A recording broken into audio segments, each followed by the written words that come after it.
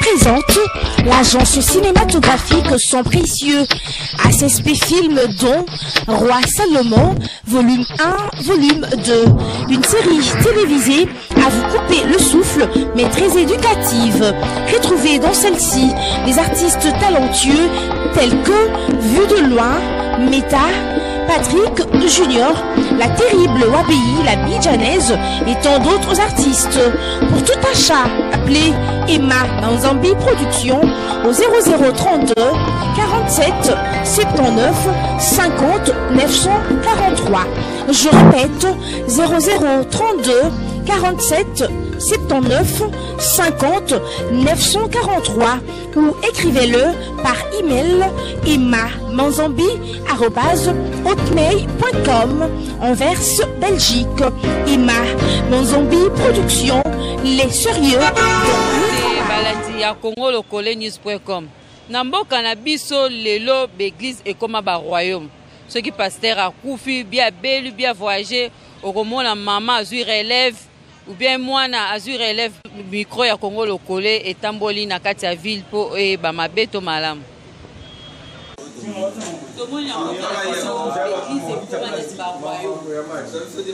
Et comment pasteur a beli bien akufi okomona moi sina azui relève bien pour na nini mabeto malamu. Les âmes m'avaient maman. Parce que l'église est la gamme. L'église est la gamme. L'église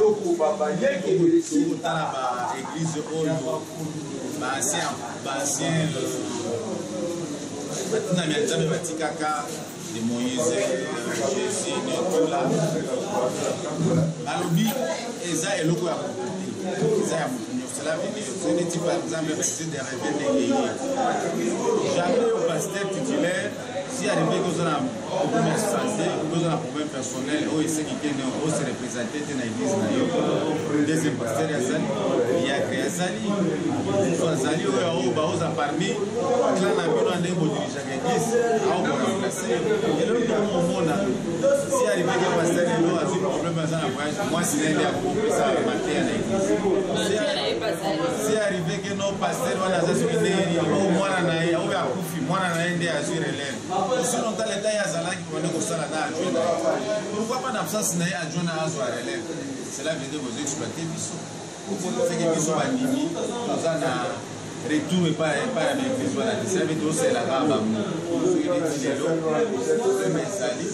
Moi, on a été à se retrouver, moi, si on se retrouver, la première année qui est toujours à la deuxième qui a créé au même même si c'est la chose, mais je pasteur à la chose, des véhicules et des véhicules. Et comme on dirait, c'est comme si toujours le Québec a Mbongo, mais l'église les arts locataires des années.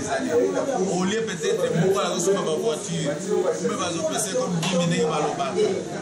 Ah oui, que ce soit ma belle à la place la place verte, les années va se là-bas. À ton l'église, les musulmans sont ensemble de l'Inaïe, à Oya Osambe. Tout le monde a catholique. Comme il est mort, peut-être le quartier mort, c'est l'église mort. Mais au moins, on a ceux qui vont bien vous savoir la soit l'autre mot comme il y a chef, cela veut dire étape par étape la famille. Merci beaucoup. Bon, d'abord, avant que l'Obama bête malamu ou avant de juger, il faut d'abord comment dirais-je, tant que l'église a béli ou bien zubès, d'abord il faut que la hiérarchie église des Andengenini. Et ça c'est parce que pasteur a béli automatiquement moi nanaye ou bien il faut moi sinaye à remplacer. Non, il faut d'abord que banana likolo que la hiérarchie, après les pasteurs c'est qui et après l'autre bachaki c'est qui. Donc normalement c'est comme ça. Exact que papa le rôle a koufa qui église est là qui battu na hiérarchie moko tel Et automatiquement, quand le papa n'est pas là ou le pasteur responsable n'est pas là, automatiquement, ils ont moutou. Nenge boyo kanate. Azum balamoko relève. Non. Là, quelque part, c'est perturber l'ordre de Dieu, s'il faut le dire. Mais les hommes ont tant pour respecter la hiérarchie, c'est mauvais. Ah bon, ils allaient bon, on a évité. Mais à vrai dire, ce que je sais, normalement, on doit tenir compte de ça. Oui, c'est ça. Conseil ni no pesa bango ba oyo ba koma ceux qui kolo église a kufi bana ba zubé moi ça zui. Mais or ba tumsus bazali ba diacre baza ba pasteur adjoint bazali. Conseil ni no pesa bango. Bon, dans ce sens-là, je donnerais conseil que non. Ba respecter l'engagement dans bango ndenge bazwa ndenge basala makamna bango église ba respecter wana ezalape bien pour na batu nyonso. C'est ça. Merci papa. Pour nani? Pour nzamba zana moto apesaka toujours o kamba batu. Bango so ba osala ndenge wana pour ba yebike isa cop na bango na bandimi ba olanda bango ba comprendre te baza wapi. Donc, ils ont une erreur grave. Surtout, biso bandimi. Ou tout ça, ponami au kamba batu. Donc, au salaire, on te pose un bazar, dans les cabos, pesaka moto na moto, na nguya na ye, na makasi na ye, pour akamba batu. Ce qui peut arriver, que babenga ki mwana, nzambenda za capable, kaka au salaire, que mwana wana, akamba pe batu. Ce qui peut benga ki mwasi, azaka kawana pe pour mwasi. Pour mwasi, on a pe, bako tike na église, on a, ake kamba pe église mususu so nzamba benga ke na église wana mususu mais oyo sala ma za cop moko bolo bela bato a comprendre que za volonté nzambe te za volonté pasteur a comprendre que les gablone mo a livrer na mutu mususu ezate mais na bible Isaac pe eralinga kufa apesa mwana na ya ayebiseki mwana ayebiseki Rachel mwana ya mwana moko a bénir ye est-ce que atikela epé héritage ezama bon car Isaac ne prêchait pas. Isaac a une mission à Bandako Sala. Mais Bango bazo prêcher. Baza ba évangéliste. Bazo évangéliser sans malamu. Mais Isaac a évangéliste. Il a un rôle ne mususu. Atikala ki mo na mission toujours ya ko salela makambo nzambe. Atikala ki était bon lelo mutu yembi na banzembo a comme lelo derrière père. Pour père a comme kala et il a récupéré bord. Moutaouta ne poto ba cop mususu a récupéré mouchoir à père a commencé à ba œuvre. Donc ça veut dire que moi na vivre na mouchoir wana. Et puis panzani nango. Ngapele lo so na force na jupe mouchoir na ngana. O zape ba na ngapele na kisimo moni ba oyo. Yango nde ba toazo yela. Bobo tika na za bo en kodia. Ba église on so tikeli mona de tikeli mona pe kodia. Bon kodia ba pesa ngo mutu mususu te. So apesi mutu museko simba te so tuni baninga na biso basaka to ba bankodi ya bakongo ayebi ndenge zalaka ba apesi mutu musu te fatika la mwana ube mwasi ube mwana kasi na ye bon biso na bapende zate bon biso na bapende ezalaka te ngo to za biso beglise te to za biso beglise te mama merci pona obanda déjà question na erotuni basi ba dévier déjà na maloba ya Nzambe na kati ya Coran na kati ya Bible. Na kati ya Bible pe na kati ya Coran balobi mwasi akoki kotelema na liboso ya mibali te ate ya bango. Mais soki déjà mwasi aza liboso ya mobali na bato bazolanda ye na mwasi ya telemi fi nari jahannama khalidina fiha. Bango nyonso destination na bango eza na kati ya moto ya lifelo libela na libela pona batosi mobeko ya Nzambe te. Mwasi akoki kotelema te ya bato te. Na ba oyo ba tei bango na mwasi ya telemi bango nyonso baza na libunga. Ebo pona mwana soki mwana zui relève à papa. Soki mwana zui relève à papa, je ne suis pas dans le secret de Dieu. Na ebite soki papa na ya te ya ki malamu akoki kotelema liboso ya bato pe banda koteya. Mais pona koyeba soki mwana zui relève à papa, baeba kanzete na mbuma nango. Karaktere ya mwana wana soki za malamu azote ya bato, wana mwana wana za malamu. Est-ce que mwana oyo papa zui ate ya bato mbuma wana eza malamu soka zala na caractère malamu. Moi je suis musulman, je suis très mal placé pour na kota na kati na bango, mais baeba caractère bokolanda pasteur soki bizaleli nae eza malamu pe akoki kote ya bato pona muto oyo akoloba bolanda onga naza kosala te mais bolando nazoloba mama mutu moko te akoki kotelemela bino ye alingaka paradis te après loba bino bolanda paradis te. biso nyonso toza kosambela toza na se ya mibeko ya nzambe pona un jour sima ya liwa to hériter la vie éternelle. Merci papa. C'est comme un royaume, c'est-à-dire Papa, ce qu'a accueilli, bien beli pasteur, disons papa. Ce qu'a beli, bien quelque part, moi ça je relève bien moi na. Au moins moi na akuma au cons église. Au moins na ba kambi bazali mais moi na au cons église. Ma beto malam. bon, on a eu contexte peut-être ma camoine comme tel bien mais de toutes les façons na ba communauté nyonso eza organisé makamba bongo esala magate hein soki tozui ba protestant tozui banini mais ça sont des faits peut-être tozo observer en na l'église où eza dite indépendante, c'est-à-dire mutuye moko na vocation nzamba pesiye abandi musala ya nzambe quelque part du début jusqu'à la fin soka komi na niveau moko en fait c'est lui le visionnaire. Alors il se peut aussi que Nzambe alobelaye une fois que successeur n'est que kozala mwana na de son vivant à préparer juste à ce que moi na côté na ministère, je vois pas le mal dans tout ça. Mais de l'autre cas, na ka mususu et ko commencer qu'on observe couramment donc mutazui mwana na ye atie ou bien azui de connaît atie généralement na sens donc humainement so ba sala ngona ndenga bomoto, c'est pas bon. Mais la grande question reste à poser, pourquoi ces gens-là font ça? Parce que ça aussi c'est une manche une autre paire de manches. Pourquoi Moutou a bandi ministère tout à ça l'église a commis à niveau moko peut-être à Monique ya Koufio bien lingi ko fatiki moi na ye, on doit se poser les questions, leur demander pourquoi ils agissent comme ça. Mais d'emblée dans Koloba ça relève aussi dans mutema mabe ya batu o batika la rana l'église. Ça veut dire un leader a sali abandi église. C'est vrai l'église est banda toujours na volonté ensemble, mais il y a eu quand même un leader qui a travaillé toute sa vie ou a pesi makasi ne maelene par rapport à Evron. Et généralement on voit soka koufi les gens qui restent qui vont hériter l'église bakomaka même indifférent vis-à-vis à bana ya mutuana tiki vis-à-vis à moi sinaye. Donc ça fait partie quand même ya moté mamabe ya bato o batikali.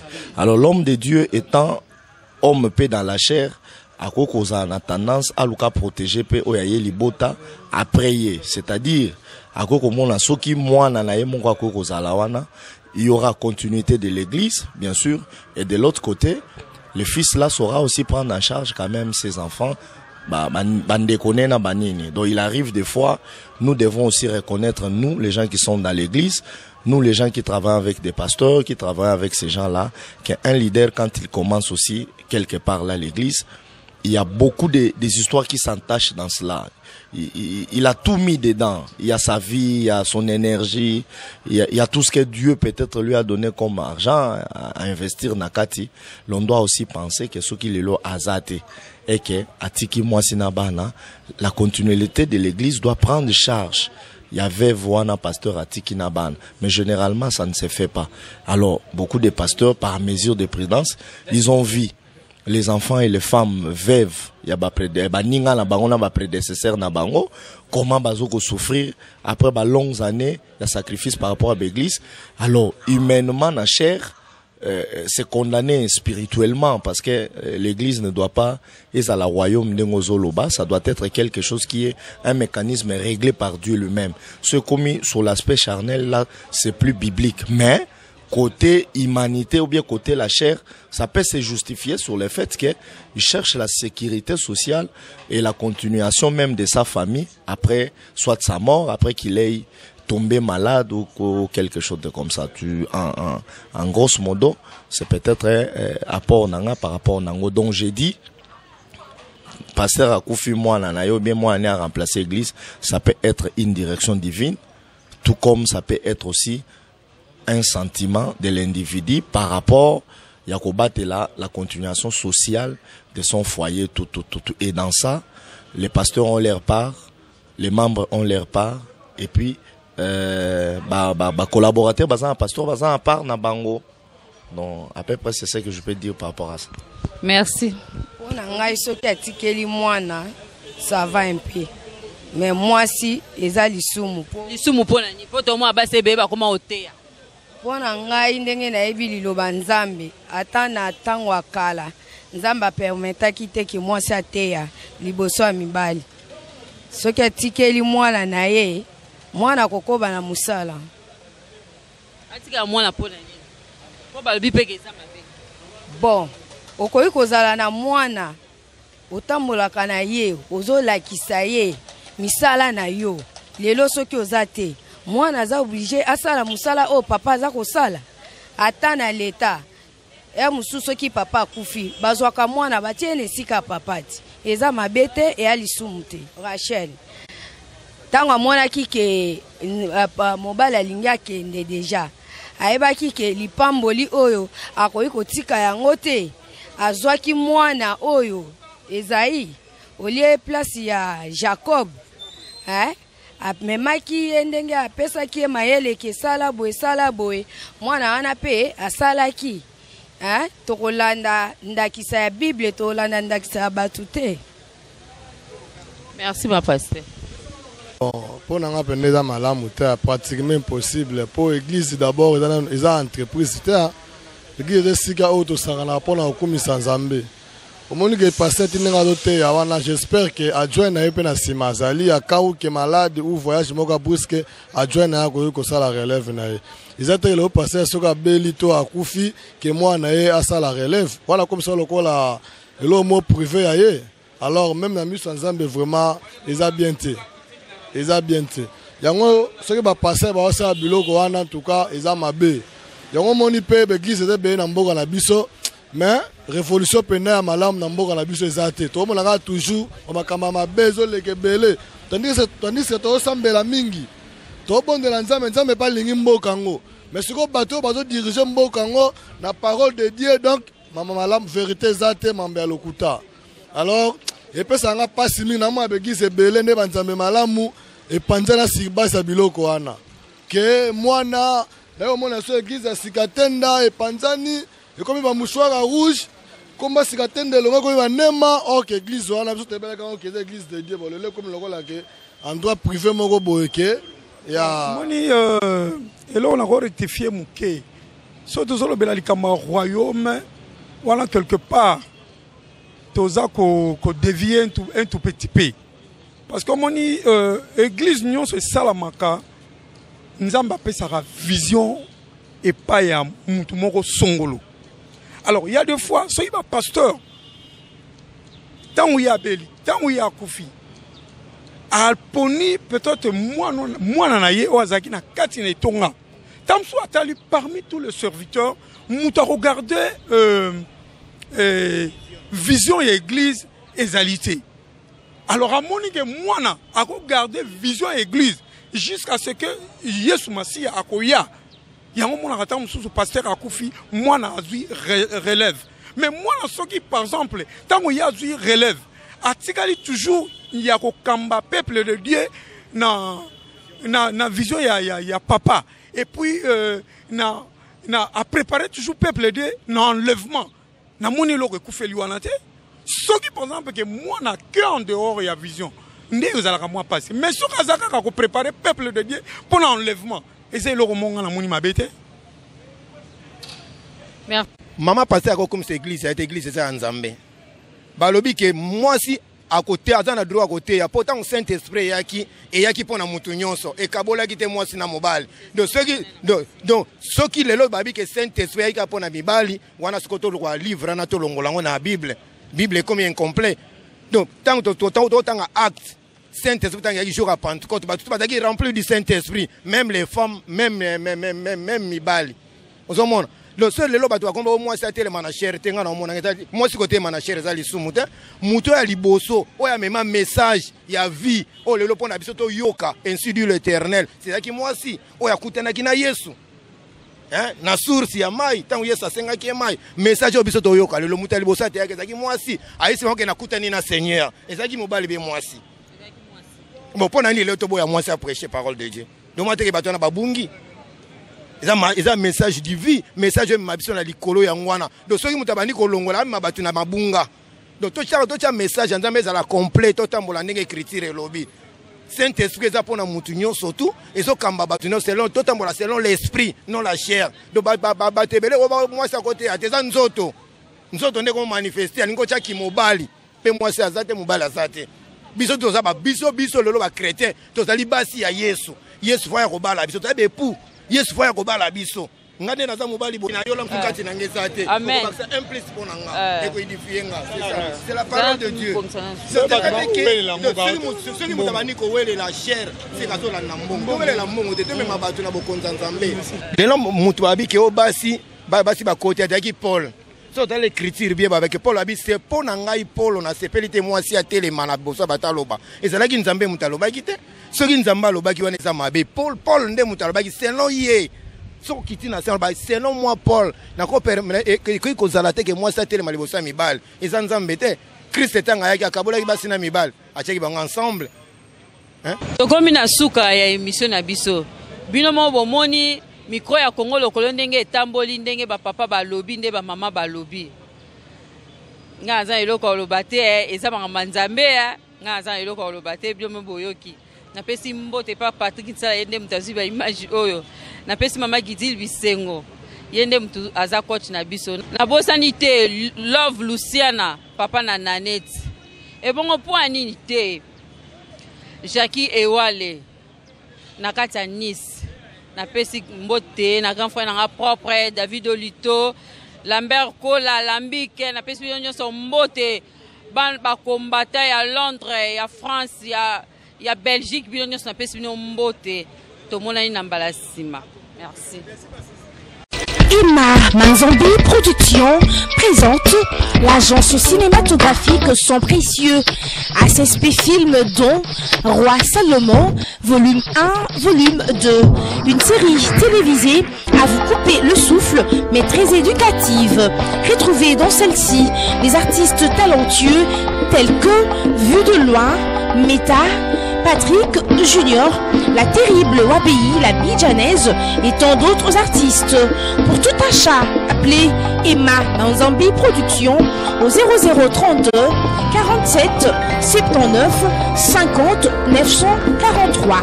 Je répète, 0032 47 79 50 943 ou écrivez-le par email emma.manzambi@hotmail.com Anvers, Belgique. Emma Manzambi Production, les sérieux dans le travail.